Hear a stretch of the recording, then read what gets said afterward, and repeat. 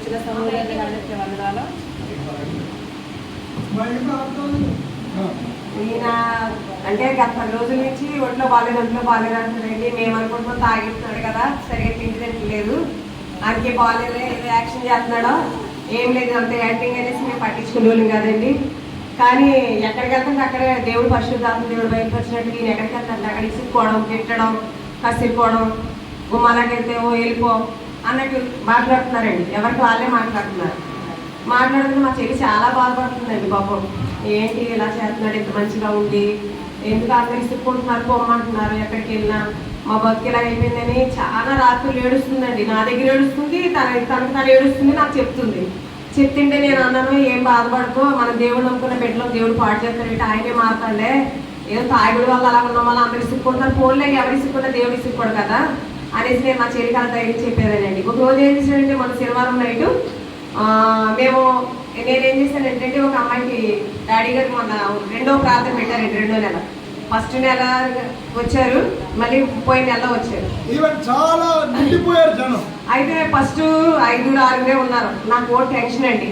5,000 room తీసాము తండ్రి, ఏంటి ఎవరు రావట్లేదు. ఆ రోజు ఊరంతా భోజనాలు, ఎవరు చూసినా భోజనాలకు వెళ్ళిపోతున్నారు అన్నం వండుకోకుండానే, ప్రార్థనకి ఎవరు రావట్లేదు మనసులో అనుకుంటున్నాను. డాడీ గారికి మధ్యలో ఫోన్ చేశారండి.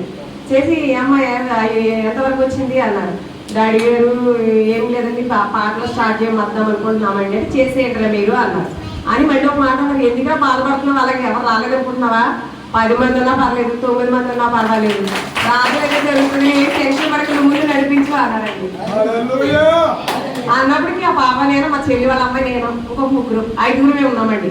పాట స్టార్ట్ చేసిన తర్వాత ఆ రోజు డాడీ గారు మంచి వాక్యం చెప్పారండి. మరి మా రక్షణ గురించి చెప్పారండి, మారు మనసు ఆ పరలోకం గురించి చెప్పినప్పుడు ఒక హిందూ అమ్మాయి అండి, ఆవిడకి చర్చికి రాదు అసలు. అంటే తెలుసు, దేవుడు అంటే తెలుసు చిన్నప్పటి నుంచి, కానీ పెళ్ళయ్యి వాళ్ళ అక్క వాళ్ళు హిందూస్, నువ్వు దేవుడి దగ్గరికి వెళ్తావు, మేము పూజ చేయాలని వెళ్ళడానికి వీల్లేదని అమ్మాయి చాలా రహస్యంగా బాధపడుతున్నారు అన్నాడు. వాళ్ళ ఇంట్లో అందరూ మారారు, అమ్మాయితో చుట్టిపోయింది. ఆ అమ్మాయి డాడీ గారి దగ్గరికి వచ్చిందని తీసుకొచ్చాను నేను, చెప్తే వచ్చిందండి. వస్తే డాడీ గారు మొత్తం ఆ స్టోరీ మొత్తం చెప్పేశారండి. ఆడకున్నాను చెప్తే వెంటనే మారు మనసు పొందేసింది. నేను అమ్మాయి మారు మనసు పొందేసి ఫోన్ చేసి, ఆంటీ నన్ను బాప్టిజం ఇప్పించడానికి తీసుకెళ్ళాలని ఫోన్ చేసిందండి. శనివారం నాడు గౌరవ పల్లి ముగించుకుని నేను ఒక సహోదరి పిల్లనారని తీసుకెళ్ళి ఆ రాయిగా రెడీగా ఉంటే బాప్టిజం ఇప్పించేసాను.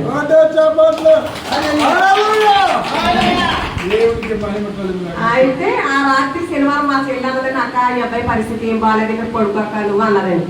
సరే పడుకుంటానులే, వీళ్ళ దగ్గరే పడుకున్నానండి. నేను పడుకుంటే ఈయన ఏం చేశాడండి, నా ముందు రోజు రాత్రి 3 గంటలకు చర్చి కాడికి వెళ్ళి అనిల్ కుమార్ గారు చర్చికి గేట్లు కొట్టేసి, నేను వాకింగ్ చెప్పాలి లోపలికి వెళ్ళి, దేవుడు నాలో ఉన్నాడు, నేను పాస్టర్ గారిని మీ తలుపులు తీరని సెక్యూరిటీ కూడా మీద అరిసేస్తున్నాడంటే.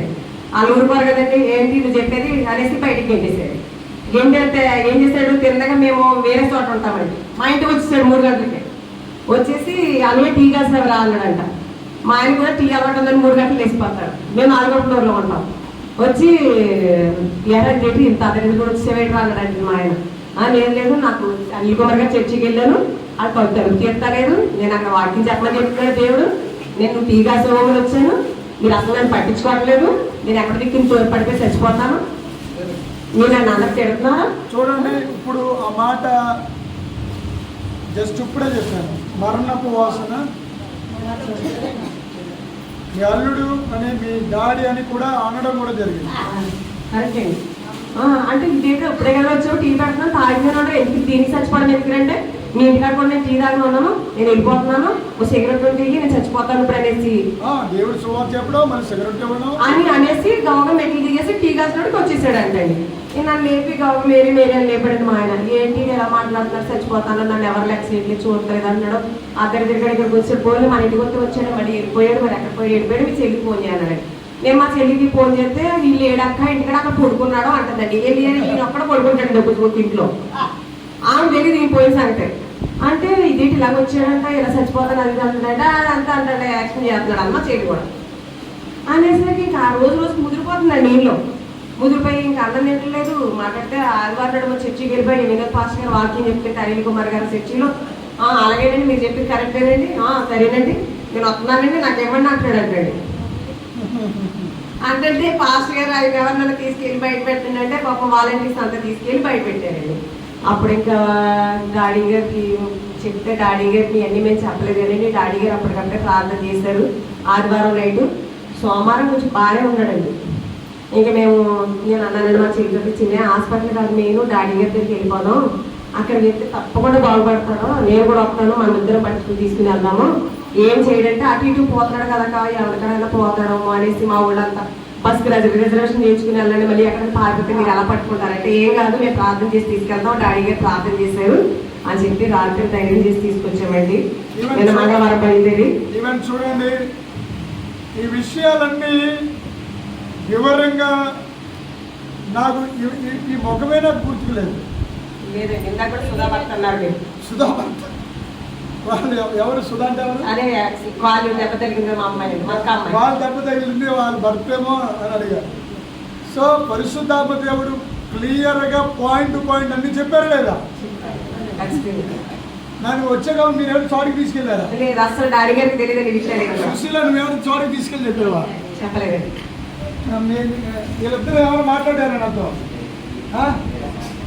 అన్ని దేవుడు చెప్పినవన్నీ నిజం.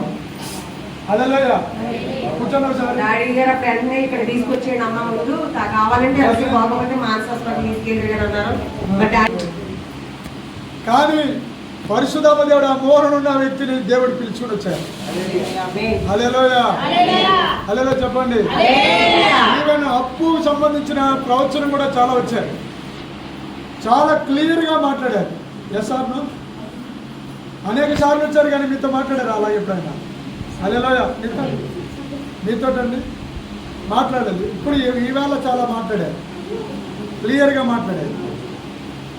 హల్లెలూయ. ఇది ఆమె వేస్తుంది. హల్లెలూయ. ఇక్కడి నుంచి మీకు ఆకలి వేస్తాయి, కడుపు నిండా తినండి. మీ నుంచి శాతపడి శక్తులన్నీ బయటికి పోయాయి. అదేనా మీ తల మీద ఏముంటుంది?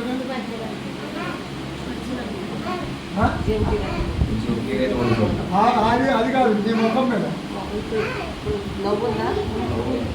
నీ ముఖం మీద నవ్వండి. నీ ముఖం మీద దెబ్బ కూడా ఉంది. అది ఎవరు తెచ్చుకున్నారు? అది